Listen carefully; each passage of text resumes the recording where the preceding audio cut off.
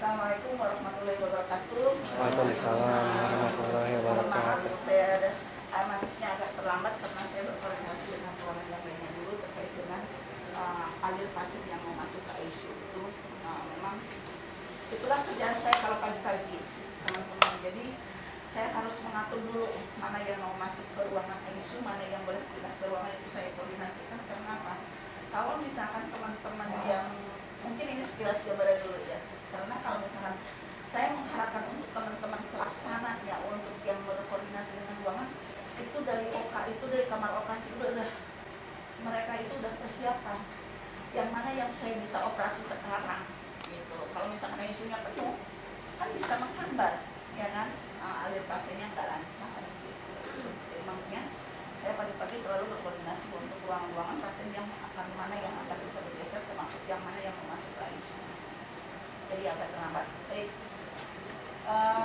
Kemarin kita sudah saya terutama sudah menyampaikan 7 langkah ya, 7 langkah perawatan tracheostomi ya. Mungkin di sini saya ingin tahu dulu nih dari teman-teman. Kalau kemarin mungkin secara Zoom mungkin bisa aja sinyalnya hilang atau nggak kuat sehingga saya tidak mendengar dengan jelas. Saya ingin perkenalan dulu dari teman-teman, menyebutkan nama pasien, namanya, sama rumah sakit, sama apakah ada tindakan tracheostomi atau tidak. Tahu ya, yang tracheostomi. Nah, ini yang terpasang ke leher pasiennya tadi. Oh iya sudah lupa. Sebentar. Apa Gojek? Yuk, ya Bu. Jangan dibuang yang dilaci tadi. Oh yang ini yang diangkut dulu yang pasang tadi. Yang dilaci jangan. Iya. Ya. Ini yang nempel di tubuh pasiennya tadi ya. Ya, nempel ke kulit di lehernya. Ini yang namanya tracheostominya. Kemudian ini apa namanya? Inner tunnel. Ini. Apa Ini sih itu? apa? Saat memasukkan pakai apa? Introducer ya. Jadi saat memasukkan, jadi kalau pertama kali memasang, ini bukan pertama kali saat memasang itu, ini harus ada ininya, ini sebagai pengaitnya, guide-nya saat kita memasukkan. Kalau misalkan tanpa ini susah, letak-letok kalau kata orang Sunda ini. Oh, kayak mandrin itu ya? Masuk bisa aja susah kita. Kayak mandrin itu ya?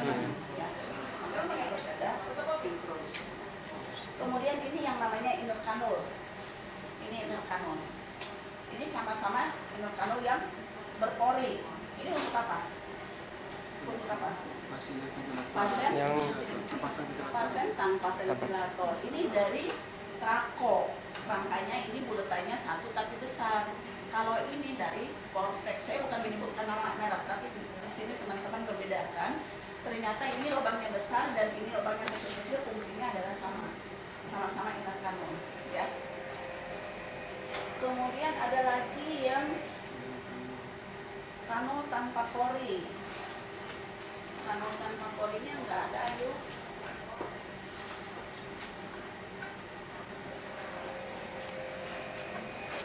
Ya.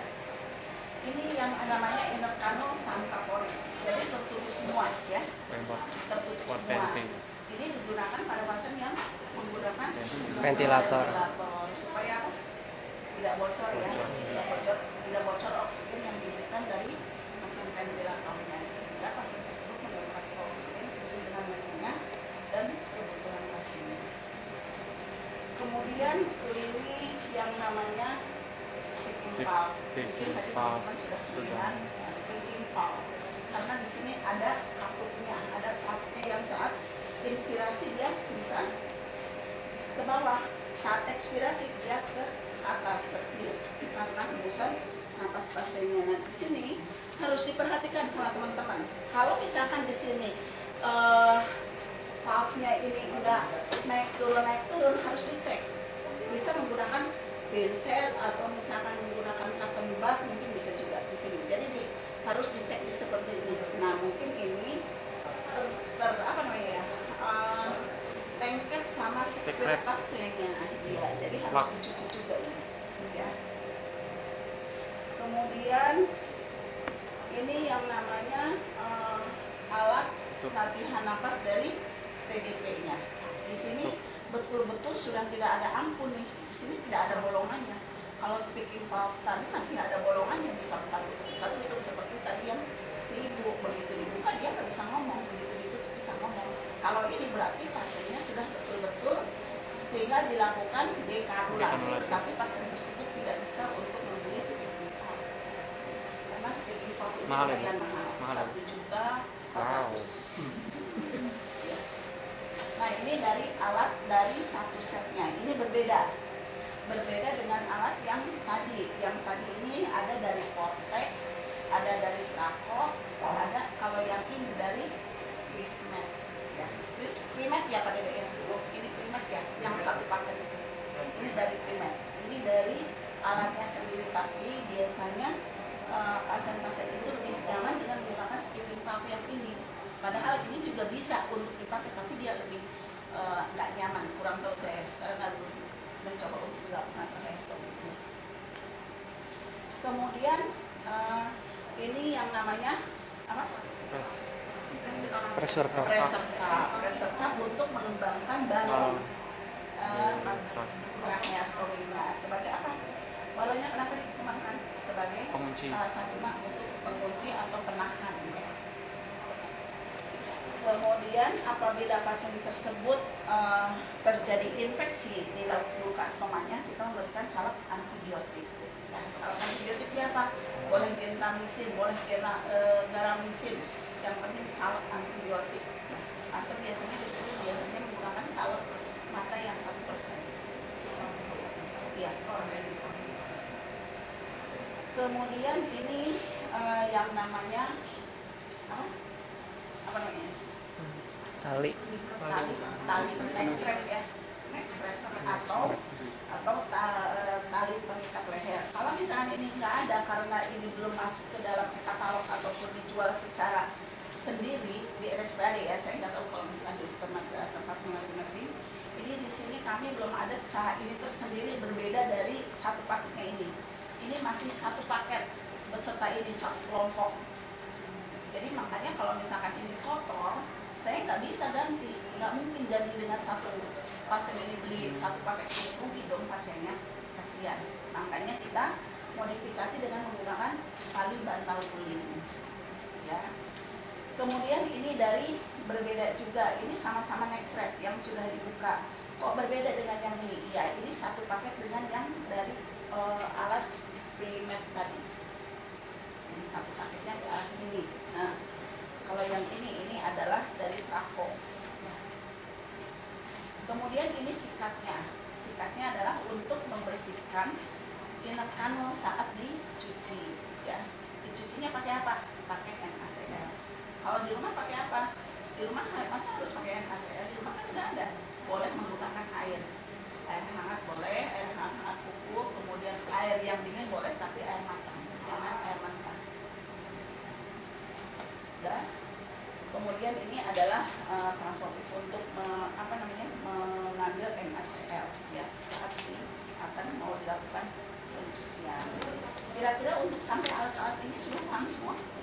Apakah harus saya sampaikan juga ini yang namanya stetoskop? Tidak usah ya. Ada yang mau ditanyakan sampai di sini? Tidak ada? Mungkin sambil berjalan aja ya. Ya, sambil berjalan.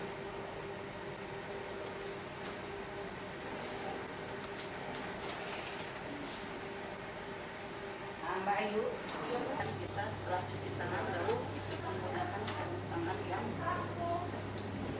pertama kali mau ini pasiennya tanpa ventilator ya, biar teman-teman mudah untuk mengingatnya karena ini yang disampaikan di sini sebetulnya 7 langkahnya bukan karena ventilatornya ya. Jadi saya mempraktekkan pada pasien yang tanpa menggunakan ventilator dengan seperti ini. Kemudian yang pertama adalah mencuci inner kanul, dan balon ya. Cek balon, enggak.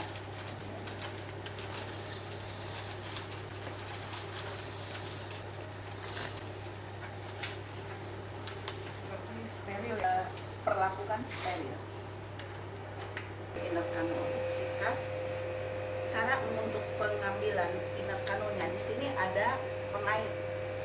Kalau teman-teman mau langsung ambil dari pengait sini, ini pengaitnya, pengait ya, bisa.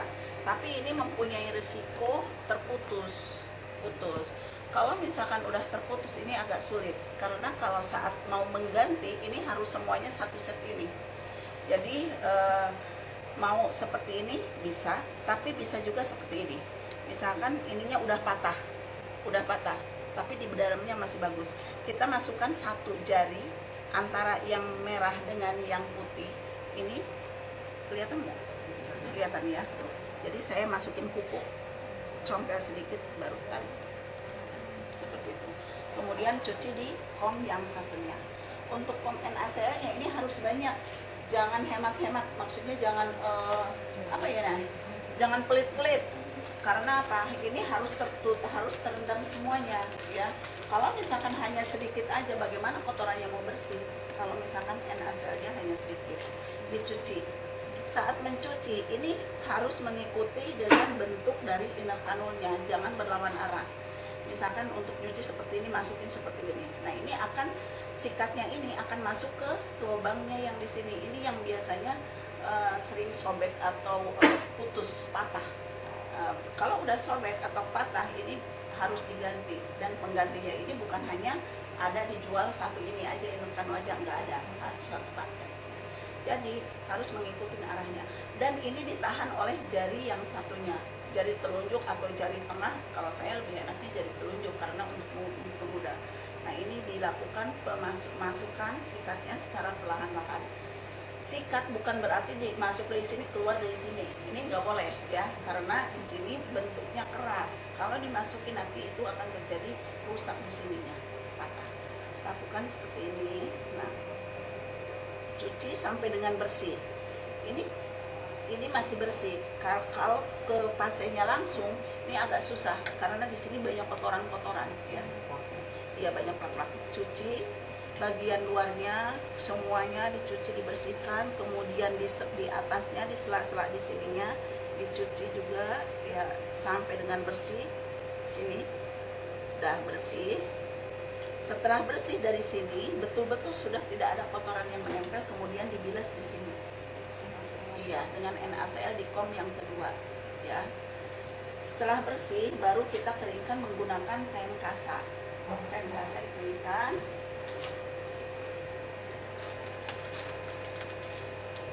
Mohon maaf, itu bersih. Harusnya ini udah dibuka ya. Saya ulang lagi. Ke sini dibersihkan, dibilas, kemudian dikeringkan dengan menggunakan kain kasa.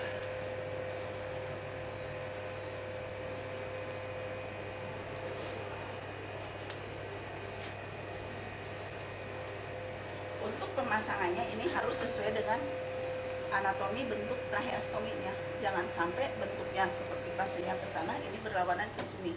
Ini tidak akan masuk. Masukkan sampai terdengar bunyi klep. Nah, ya. Kalau tidak terdengar bunyi klep, dia tidak akan mengunci. Ini beresiko untuk saat pasenya batu kuat dia akan lepas. Ya. Kemudian kita masih yang ke satu ya, masih ke satu. Kemudian cek balon. Cek balonnya tekanannya berapa? 20 sampai dengan 25. Di sini ada angka yang warna hijau. Ya, 20, di tengahnya adalah 25, di atasnya 30. Berarti batas maksimalnya adalah 30. Tapi yang biasa kita digunakan di sini paling batas akhir itu adalah 25. Kita kembangkan balonnya jika pasien tersebut masih menggunakan ventilator. Kalau pasiennya udah lepas ventilator, balon harus kemana? Kempes. Nggak boleh dikembangkan. Ini untuk mengurangi balonnya. Di sini ada.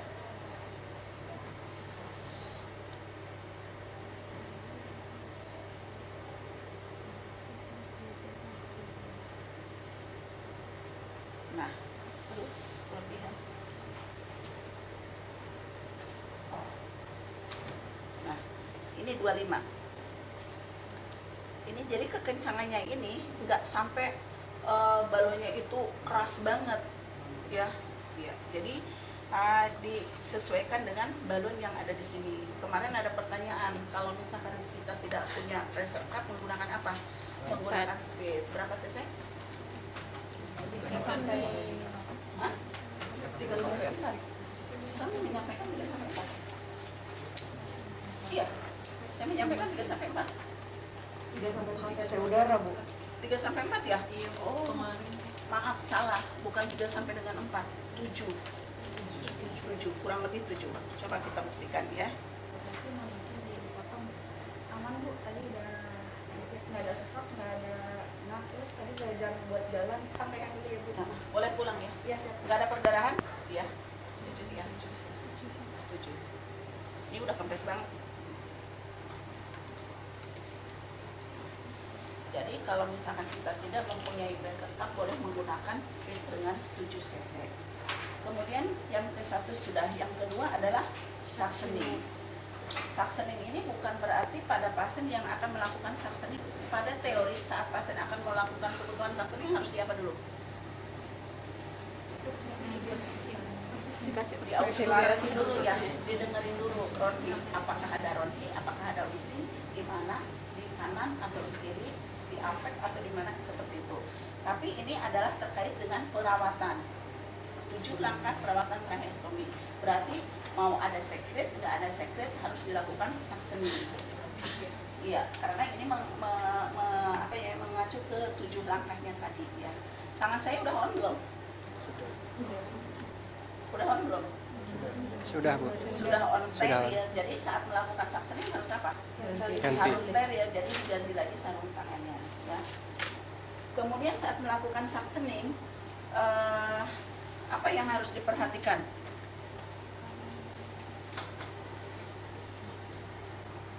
Saturasi. Prinsip 3A.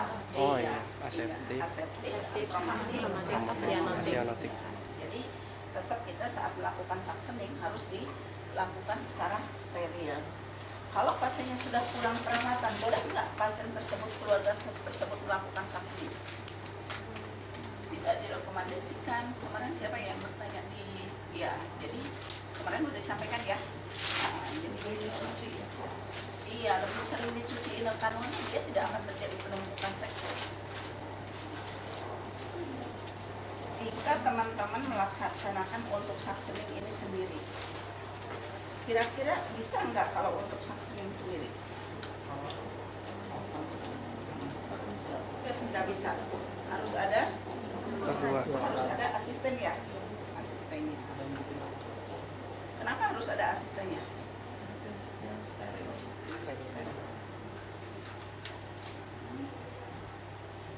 Ukuran kateter untuk tracheostomi nomor 8, kira-kira bisa menggunakan nomor berapa kateter saksinya?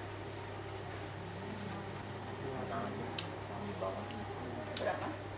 Iya, kemarin kan saya sudah memberikan bagian tuh. Ya. Nomor? Ini nomor 8. Kira-kira nomor berapa? Kayaknya nggak ada sih di situ disampaikan ukuran nomor 8 ya. Tapi yang ada ukuran nomor berapa? Nomor 10. Nomor 10. Iya. Jadi pakai apa? Bisa nggak kira-kira nomor 14? Bisa nggak? Nomor 14. Kateter saksen. Lupa ya. Ukurannya harus nggak ada yang bunyi nih. Nggak ada yang bunyi. Bisa ya. Bisa minta tolong. Ya kan? Yang sebelah kiri itu udah on steril karena tadi saya sudah membuka ke sana, minta tolong dibukakan. Nah, kemudian kita anggaplah ini adalah sebagai suctioning ya. Suctioning, aduh nyentuh lagi. Sambungkan ke sini. Bayu ke sini ke mesin suction ya, ke tabungnya. Kemudian saya tutup tangan kiri. Yang di sini baru tetap pada prinsipnya adalah steril. Ya.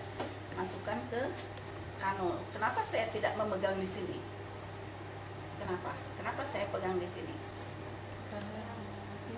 Karena perkiraan saat melakukan kateter suction ke trachea kanul itu hanya berapa? 7 sampai dengan 8 cm. Yang perkiraan saya 7-8 cm itu adalah panjangnya dari sini ke sini. makanya saya pegang tangannya di sini. Ya. Kemudian ini ditahan supaya tidak terangkat. Nah, kemudian saya masukkan. Saat memasukkan untuk tangan kiri itu harus terbuka. Saat mau melakukan penghisapan baru berputar. Baru ininya ditutup. 1, 2, 3, 4, 5, 6, 7, 8, 9, 10. Jika masih kotor, kita lakukan lagi. Jangan lupa untuk monitoring hemodinamiknya. Kalau misalkan monitoring hemodinamiknya saturasinya mulai turun, itu jangan dilakukan suctioning, tapi berikan dulu oksigenasinya sampai dengan saturasinya itu sama sebelum dilakukan suctioning. Misalkan sebelum dilakukan suctioning itu 95, saat setelah lakukan suctioning 92, ya kita tunggu dulu sampai dengan 95, berikan dulu pasiennya oksigen. Ya. Kemudian kita lakukan lagi jika masih kotor, dilakukan sampai dengan bersih. Masukkan, ini posisi tangan kiri terbuka, tangan 2 jari menahan trachea kanul. Kemudian kita masukkan, baru kita penghisapan. 1, 2, 3, 4, 5, 6, 7, 8, 9, 10. Selesai. Jika sudah bersih, kateter suction dibuang. Ya. Udah paham? 3.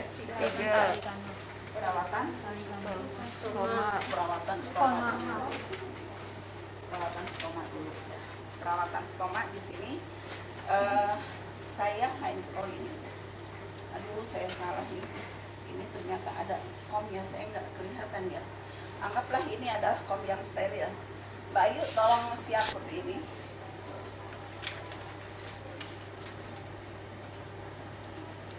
Ini seperti ini. Jadi dilebarkan dalam bentuk segitiga. Ini kalau misalkan kita mau melakukan perawatan lukanya secara non-steril. Kita melakukan perawatan luka secara steril, ya berarti menggunakan pinset. Ya, ini tidak disalahkan maksudnya. Boleh on steril, boleh steril juga boleh. Kalau mau menggunakan pinset, tapi biasanya saat ujian itu harus steril. Ya. Ini saya memberikan biar dapat 2 contohnya supaya apa? Karena saya udah mepet waktu. Kalau untuk perawatan di rumah sama-sama melakukan perawatan stoma. Tinggal bayangkan teman-teman dengan menggunakan itu. Berarti tidak steril. Kalau misalkan di rumah sakit itu steril. Ya. Bisa bedakan? Bisa bedakan ya. Karena saya mepet waktu, saya seharusnya jam 11 sudah datang. Ya. Kemudian tangan yang ujung yang satunya dimasukkan ke satu sisi juga. Ini udah ya. Satu pendek, satu panjang. Saya membersihkan bagian bawahnya dulu. Kenapa saya enggak semuanya sama panjangnya? Saya tidak mau semua sama panjangnya karena saat ditarik itu sama aja, yang setengahnya itu tidak berputar. Kalau seperti ini panjang sebelah, pendek sebelah. Saya akan menarik dari yang pendeknya supaya yang panjangnya lebih jauh dia mengelilingi stomanya. Ya, paham ya? Jadi seperti ini. Nah, ini ditahan. Ini tarik. Ini lari ke sebelah sini. Oke, putus.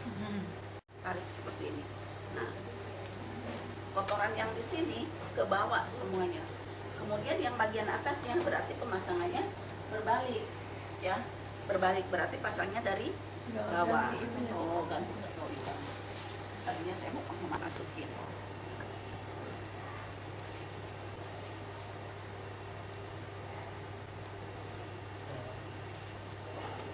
Ini karena nggak punya pinset. Nah, seperti ini. Sama, panjang sebelah, pendek sebelah. Saya tarik dari yang pendeknya. Tarik, terus tarik ke sebelah sini. Nah, caranya saat KMKS-nya itu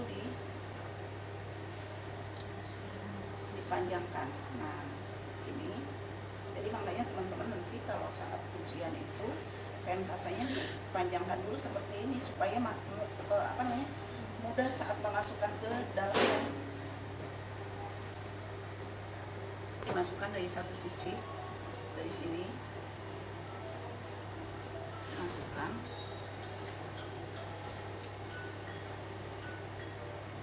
Ya, seperti ini. Sama, pendek sebelah, panjang sebelah. Bagaimana cara memasukkannya? Ini ditarik, ini dorong. Nah, seperti itu.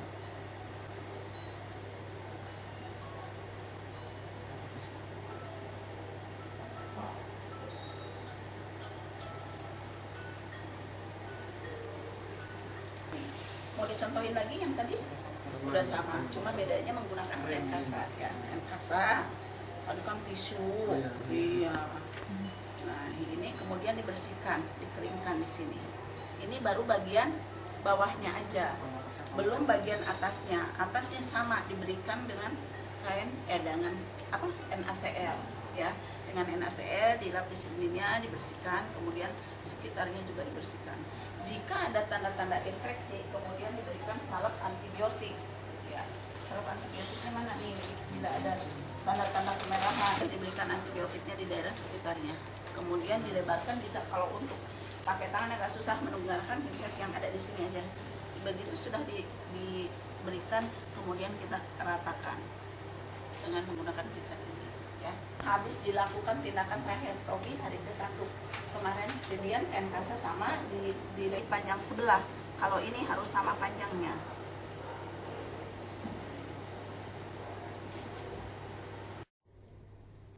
Nah, sama panjang ya, ini sama panjang. Boleh dipasang dari atas memasukkannya, boleh dari bawah juga boleh. Tapi yang penting adalah bentuk untuk melingkarinya. Jadi bersilangan seperti ini. Ini masuk ke bawah.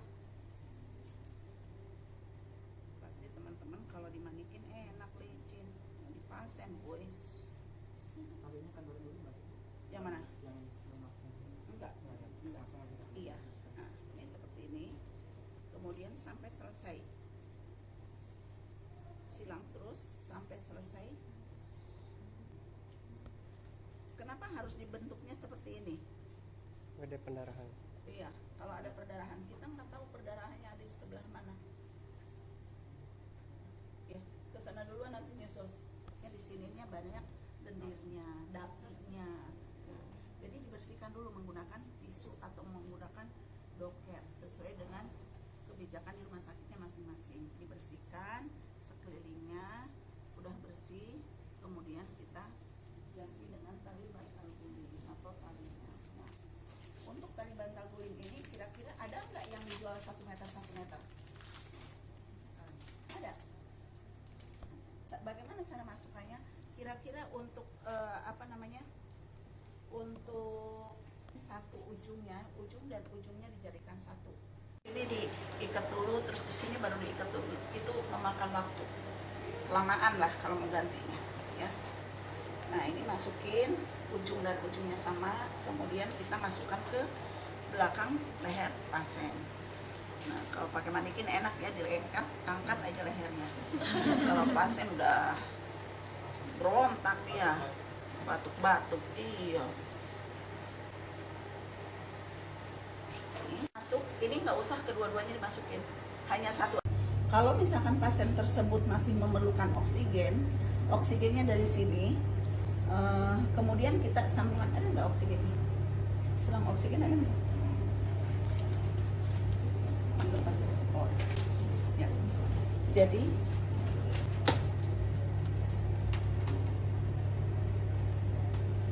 kalau pasien tersebut memerlukan oksigen, ini bukan berarti ininya dilepas, enggak. Ini masih bisa disambungkan ke sini. Ini ada konektor satu lagi. Mohon maaf, ini mungkin karena udah beberapa kali dipakai untuk pelatihan, jadi konektor yang kecil ini itu lepas, hilang. Nah, ini jika pasien tersebut memerlukan oksigen, nah ini bisa dimasukkan seperti ini ya. Jadi oksigennya nyambung ke samping, bukan dilepas tapi disambungkan. Sekarang untuk pasien sudah menggunakan speaking valve, jika speaking valve-nya ini dalam keadaan terbuka, itu sama aja bohong kalau misalkan tidak ditutup dengan full. Teman-teman kelihatan nggak nih? Kelihatan nggak hitam? Dari samping sini. Nah, ya, nih, ini bolong di sini. Saya buka bolong dari sini, masukin. Nah, ada 2 bolongannya, ya. Nah, jika pasien tersebut menggunakan speaking valve, tetapi dengan posisi ininya terbuka, kira-kira efektif enggak? nggak efektif karena di sini dia masih ada udara yang keluar masuk melalui speaking valve ini. Harapannya apa? Kalau menggunakan speaking valve dalam keadaan bolong di sini, berarti napasnya dia yang dari dada ini nggak bisa, dia tidak berusaha untuk mendorong udara ke atas, ya enggak? Ya, ya usaha. Iya, usahanya setengah-setengah, sia-sia karena di sininya bolong. Jadi udara yang dari pasien itu belok ke sini. Iya. Padahal maunya kan ke sini ya. Udaranya ya. Ya, berarti ini harus ditutup. Oh, tertutup penuh. Iya. Searah jarum jam ya. Searah jarum jam. Searah jarum jam. Kalau ini bisa buka tutup, tapi kalau yang searah jarum jam itu adalah 7 langkah perawatan tracheostominya. Yang kemarin itu. Ya kan? Yang pertama adalah cuci inner canal dan cek balon, yang kedua suctioning, yang ketiga itu. Kalau ini bisa dibuka kemana saja, bukan searah jarum jam. Mungkin bisa dilihat nih. Oh, kalau misalkan saya buka, duluan aja deh, udah selesai. Ya, tuh kebuka ya, saya tutup. Oh iya. Iya, ya, itu maksudnya. Kebuka yang di sini kebuka, nah, kebuka, ya kan? Saya tutup, ya kan? Bolongannya nggak ada. Nah, makanya ini karena apa? Kenapa harus tertutup? Karena untuk mendorong udara ke bagian atas, ya. Tujuan dari tindakan tracheostomi ini untuk berapa lama? Seumur hidup? Enggak. Iya, hanya untuk sementara aja. Jika pasien tersebut dilakukan perawatan tracheostomi dengan baik dan benar, itu bisa sementara. Tapi kalau misalkan tidak dilakukan perawatan tracheostominya, bisa sementara, bisa permanen, bisa juga belum berhasil nyampe ke sana, ya kan? Nah, ini menggunakan speaking valve. Nah, ini yang harus dicek, ini di sininya, valve di sininya. Bisa saja di sini dia tidak menutup atau mengembang saat inspirasi nih. Kelihatan nggak? Kelihatan nih. Nah, nih. Ntar lagi fokus ke sini, udah? Ya. Jadi di sini harus diperhatikan teman-teman nih. Ini kalau misalkan inspirasi, dia harusnya tertarik ke dalam, ke dihisap sama pasien. Ininya ini akan ke bawah, yang berbunga-bunga ini. Di dalamnya itu plastik yang sangat tipis banget. Ini nih kelihatan nggak? Nah, ya, nah, iya, membrannya ini di sini. Jadi di saat dia pasiennya inspirasi, itu harus ketarik ke dalam, harus begini, mendorong ke dalam seperti begini. Di saat ekspirasi dia akan terdorong ke atas. Kebayang ya. Jika ini saat inspirasi dia pasiennya begini aja, ini juga nggak berfungsi dengan baik. Karena apa? Di sini ada sekret yang kering sehingga menutupi untuk apa namanya ini membrannya itu nggak bisa naik turun, iya, jadi nggak maksimal juga. Ini harus dicuci setiap hari, ya, dicuci. Dan paham menggunakan speaking valve? Nah, ternyata pasien ini nggak bisa ditutup full speaking valve-nya. Kira-kira apa yang terjadi? Pasiennya hemodinamiknya meningkat, ya. Nadinya meningkat, RR-nya meningkat, pola nafasnya ngos-ngosan, saturasinya turun, dan seperti itu. Apa yang harus dilakukan oleh perawat? Langkah pertamanya apa? Buka dulu, cuci dulu inner canalnya, dicuci dulu inner canalnya. Pasiennya udah ngos-ngosan nih, dicuci dulu inner canalnya dengan menggunakan yang tadi, ya. Kenapa harus dicuci inner canal dulu? Kenapa nggak dilakukan suctioning? Apa? Takut kedorong kotorannya yang tadinya ada di sini, begitu dilakukan suctioning bukannya membersihkan, malah mendorong, menjadikan sumbatan di bagian dalamnya atau embolik, ya. Ya, seperti itu. Makanya harus dicuci dulu inner canalnya. Setelah dicuci inner canalnya, ternyata pasiennya masih sesak. Bisa nggak menggunakan speaking valve ini lagi? Bisa, tapi dengan enggak, oksigen contohnya boleh. Tadi menggunakan oksigen dengan 4 liter seperti ibu yang tadi. Setelah dibersihkan inner canalnya, kemudian saya pasang lagi ininya, kemudian oksigen masih tetap 4 liter. Ini terbuka atau tertutup? Atau saya harus naikin oksigennya? Pasiennya sesak. Setelah dicuci inner canal, pasiennya masih sesak. Kemudian speaking valve-nya tertutup full. kemudian oksigennya 4 liter. Setelah dicuci inner kanulnya, pasiennya masih sesak, apa yang harus saya lakukan? Suction. Suction boleh. Habis di suction ternyata masih sesak juga. Kan cuci udah tadi yang pertama. Oh, ininya belum dicuci, boleh deh dicuci dulu. Sesudah dicuci ternyata masih sesak, apa yang harus dilakukan? Buka. Dibuka apa naikin oksigen? Ayo, naikin oksigen. Naikin oksigen. Ada berapa yang naikin oksigennya? Berapa? Dibuka dulu ya. Oksigen masih tetap karena kita mau melatih untuk latihan napas ke atasnya, oksigennya tetap. Jadi dibuka dulu setengahnya kurang lebih seperti ini, setengahnya ya, setengahnya. Kemudian kita pasangkan dengan oksigen 4 liter. Ternyata setelah setengah jam kemudian atau 2 jam kemudian pasiennya kembali baik lagi. Apa yang harus saya lakukan? Tutup lagi. Lakukan itu sampai dengan betul-betul pasien tersebut mampu dengan menggunakan speaking valve tertutup. Ternyata tapi ini oksigennya masih 4 liter. Apa tindakan ke perawatnya selanjutnya? Titrasi turunin. Oksigennya diturunin, yang tadinya 4 liter menjadi 2 liter. Tapi setelah diturunin 2 liter, di sini speaking valve-nya tertutup, pasiennya sesek lagi. Dibuka lagi. Apanya? Speaking valve-nya. Langsung dibuka, Bersihin dulu. Ya, bersihin dulu, terus cuci inner kanul dulu ya, terus dilakukan suctioning. Ternyata dia masih sesek lagi, kita buka lagi speaking valve-nya setengahnya lagi gitu ya.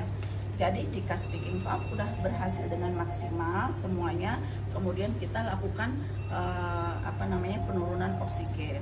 Atau kalau penggunaan speaking valve-nya udah misalkan 2 kali 24 jam sudah tertutup full, nggak ada masalah, pasiennya berarti aman.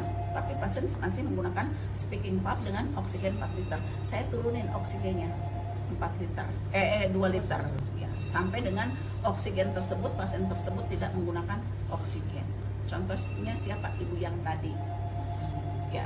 Itu di sini karena kita udah terbentuk tim, jadi saya selalu begitu pasien itu dilakukan tracheostomi kemudian pindah ke ruangan, saya evaluasi pasiennya ke ruangan. Evaluasi ke ruangannya termasuk tadi evaluasi pengetahuan keluarganya, bagaimana udah menggunakan speaking valve belum. Nah, waktu itu saya evaluasi pasien tersebut belum menggunakan speaking valve. Speaking valve pakai tapi dengan posisi terbuka dan oksigen masih pakai 4 liter. Sampai tadi anaknya itu membersihkan itu dilatih, edukasi, ayo latihan cuci, nggak berani dia sampai keringetan, nggak bisa, harus bisa, dia harus bisa sampai berulang-ulang, akhirnya dia bisa, pasien pulang dengan menggunakan tracheostomi. Tadi kontrol, dievaluasi, oh ternyata udah bagus, sekretnya sudah sedikit, baru kita bisa lakukan dekanorasi ya. Jadi tidak mudah untuk melatih pasien menggunakan speaking valve ini. Kemudian latihan pada pasien yang menggunakan ventilator, ya, latihan nafas pada pasien yang menggunakan ventilator. Untuk pasien-pasien yang menggunakan ventilator berarti pasien tersebut masih memerlukan oksigenasi dari mesin, ya, dari mesin. Berarti harus masih memerlukan oksigenasi dengan dosis yang tinggi. Bagaimana caranya? Masih ingat untuk pasien yang menggunakan ventilator bagaimana caranya latihan nafasnya? Kempeskan balon dulu. Kempeskan balon, terus disejajarkan supin, terus sediakan suction lewat oral, terus apa lagi? Terus mood ventilatornya dinaikin di atas sebelumnya. Dulu, ya. Kemudian apa lagi? Ada satu belum disampaikan. Inner kanulnya diganti dengan yang berpori. Oh ya, berpori. Ya, kan pasiennya dia mau latihan napas ya. Jadi lakukanlah latihan pada pasien yang menggunakan ventilator jika pasien tersebut sudah mempunyai napas tambahan. Kalau misalkan pasiennya walaupun sudah terpasang tracheostomi tapi dia belum ada napas tambahan, artinya dia masih menggunakan volume control, itu kan belum bisa ya, karena masih diambil alih oleh mesin semuanya. Jangan dilakukan latihan napas. Bagaimana mau latihan napas orang napasnya belum ada gitu ya. Jadi jika pasien tersebut sudah ada napas tambahan, dilakukanlah latihan napas seperti yang tadi disampaikan.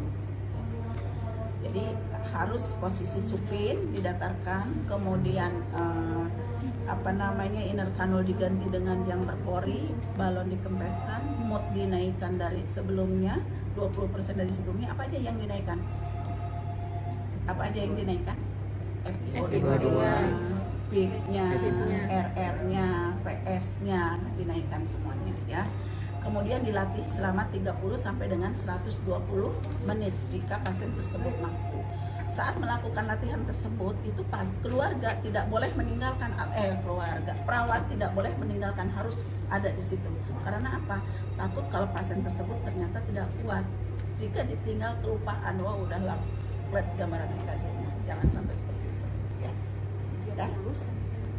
30 sampai 120 menit. 2 jam berarti maksimal. Iya. Jika mampu, jangan dipaksakan. Saat sambil latihan tersebut monitoring hemodinamiknya. Bagaimana? Jika tidak mampu, lihat dari baru 10 menit atau setengah jam ternyata hemodinamiknya meningkat, kemudian desaturasi, RR meningkat, kemudian apalagi ventilator udah jelas itu akan alarm terus karena memang belum dikempeskan. Nah itu dilihat dulu, jika mampu diteruskan, jika nggak mampu langsung kita sambungkan dengan ventilatornya kembali dan alat-alat yang tadi dipasangnya dengan alat yang tanpa pori atau inner kanulnya tanpa pori, baru dikembangkan lagi ya. Udah paham? Udah paham belum untuk latihan pakai ventilator? Udah ya? Masih bingung? Belum kebayang?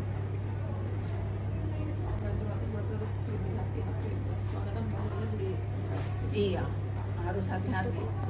Makanya beresiko terjadinya aspirasi nggak beresiko, sangat beresiko. Ya kan? Aspirasi karena apa? Kotoran bisa, karena kan itu balon dikempeskan, kotoran bisa aja turun. Makanya diletakkan kateter suction di orofaring supaya kotorannya tidak turun. Sebelum dilakukan latihan napas pada pasien yang menggunakan ventilator, kita harus bersihkan dulu. Bersihkan apa? Inner kanulnya dicuci, dilakukan suctioning. Kita paham? Udah. Oke. Terus yang keenam apa? Kontrol pasien. Bayu, tolong lipletnya. Jadi saat pasien kontrol ke sini itu dievaluasi seperti yang tadi ya. Begitu pasiennya kontrol ke sini dievaluasi, apakah pasien tersebut mau dekanulasi atau rekanulasi. Kalau misalkan mau dekanulasi berarti pelepasan. Kalau rekanulasi berarti pergantian. Kalau rekanulasi pakai nomor yang mana? Pakai nomor 1 di bawahnya. Jadi nomor 8. Berarti kita harus ganti dengan nomor 7. Saat kapan pasien tersebut harus kontrol? 1 sampai dengan 3 bulan. Ya. 1 sampai dengan 3 bulan. Kenapa 3 bulan?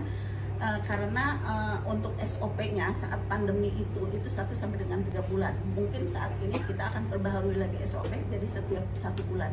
Karena sebelum ada pandemi itu kita melaksanakan kontrol pasien itu setiap 1 bulan. Ya. Kemudian alurnya dari mana pasien itu bisa nyampe ke RSPAD. Pasien tersebut dia akan kontrol secara berjenjang. Misalkan dari rumah, pasien ini dari rumah.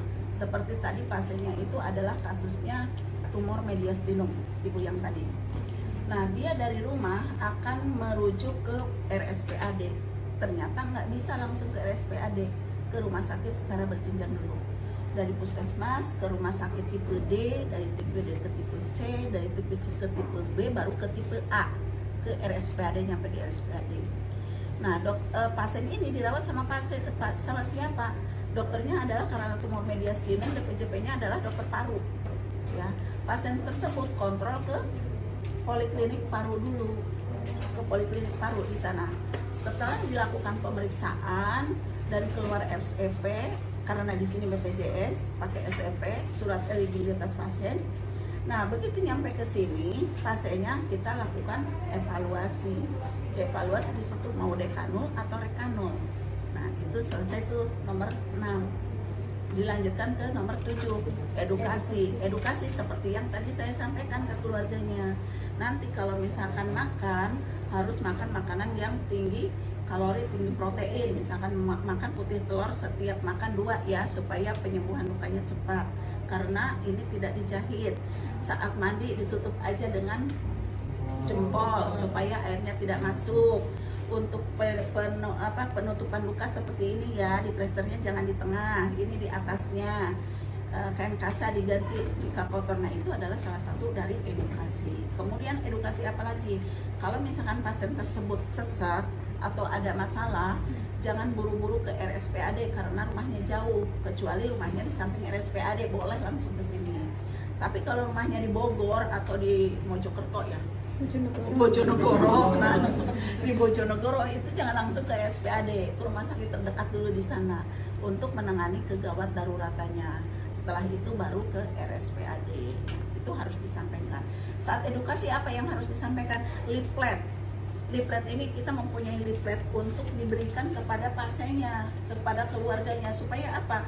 Supaya saat pasien tersebut dia belum dilakukan dekanulasi, nah ini harus diberikan. Ini Bu, nanti kalau untuk perawatan tracheostominya Ibu bisa baca ya.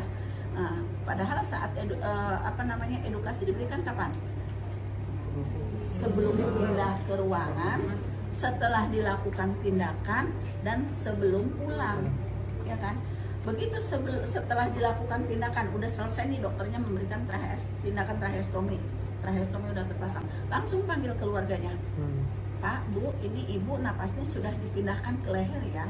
Ini yang namanya tracheostomi. Nanti saya melakukan perawatannya di sini, bukan di mulut lagi. Nanti kalau udah ibunya sudah lepas dari ventilator, ibu juga saya libatkan untuk perawatan tracheostominya ya. Akan saya panggil setiap nanti ibu mau mandi untuk latihan perawatannya di rumah nanti. Nah itu harus disampaikan, edukasi. Catat di lembar edukasi, ya kan.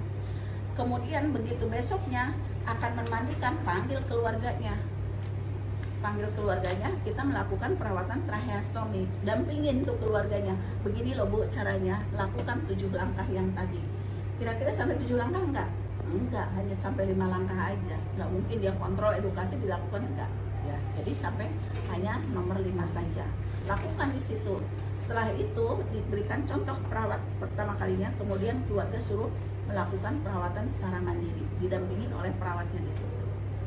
Begitu akan pindah ke ruangan, terus diberikan edukasi lagi, seperti itu lagi, gitu. Ya, jadi berulang-ulang sebetulnya edukasi itu, bukan hanya saat kalau di ICU itu berulang-ulang ya. Mungkin secara kesimpulan setelah melakukan tindakan, setelah pasien itu boleh pindah ke ruangan, dan setelah pasien itu akan dipulangkan, itu gambaran edukasinya. Tapi kalau di sini biasanya udah berulang-ulang, sehingga pasien tersebut begitu pindah ke ruangan, keluarganya udah mampu melakukan perawatan tracheostomi secara mandiri. Cuma yang tidak boleh dilakukan walaupun itu di rumah sakit itu saksening. Kita tidak memperbolehkan keluarga melakukan saksening sendiri, itu harus perawat. Itu mungkin itu aja, 7 langkahnya sudah selesai. Kira-kira ada yang mau ditanyakan? Silakan. Atau mau mencoba, mungkin 1 orang silakan.